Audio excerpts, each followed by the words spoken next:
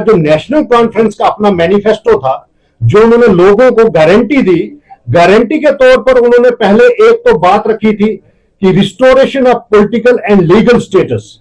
Job package में उन्होंने बोला था कि 1 लाख जॉब जो है ये यूथ को प्रोवाइड करेंगे, और साथ ही साथ उन्होंने कहा था कि पहले 3 महीने में, जब उनकी सरकार बनेगी तो पहले 3 महीने में वो Jammu Kashmir youth employment generation act पास करेंगे, ताकि सरकार बनने के 180 दिन के भीतर जितने भी गवर्नमेंट सेक्टर्स हैं उनमें जो वैकेंट पोस्ट है वो फुलफिल की जाएंगी, हर एक डिपार्टमेंट की।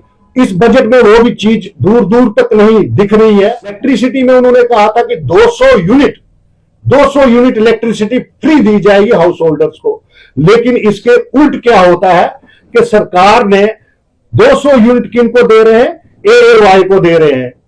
एएवाई वालों को 200 यूनिट की बात की, ये अच्छी बात है अगर उनको दी जाए, लेकिन ये marginal section of the society है। लोगों के साथ धोखा हुआ कि जबकि सरकार ने कहा था कि गवर्नमेंट बनते ही उनको 200 यूनिट हर एक हाउस होल्डर को दिया जाएगा, साथ ही साथ 12 सिलेंडर्स की बात की गई free of cost householders को दिए जाएंगे।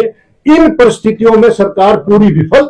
रामबन डिस्ट्रिक्ट में 2 असेंबली सेगमेंट आते हैं, एक बनिहाल और एक रामबन। इसमें दोनों नेशनल कॉन्फ्रेंस के आप देखेंगे जो नुमाइंदे यहां से जीते हुए हैं। अब जो लोकल इश्यूज के साथ साथ बजट में जो हमारे डिस्ट्रिक्ट की बात करनी चाहिए थी और जो हमारे डिस्ट्रिक्ट को हक मिलना चाहिए था, इसमें वैसा कुछ तो प्रोविजन नहीं है। आप नेशनल हाईवे की बात करते हैं, आप आए दिन नेशनल हाईवे रामबन में बंद हो जाता है। कितनी बेशकीमती जाने आपने देखी होंगी, मेहाड़ में, आपने डिगडोल में, एक्सीडेंटल प्रोन एरिया होने के बावजूद जो काम दिया गया है कंपनीज को, तो किस कैपेसिटी में ये सबलेट करके काम किया जा रहा है और सब स्टैंडर्ड क्वालिटी का वर्क। आप मेहाड़ की पस्सी मशहूर पूरे हिंदुस्तान में हो चुकी है, कितनी बेशकीमतें वहां जाने गई, एक्सीडेंट हुए।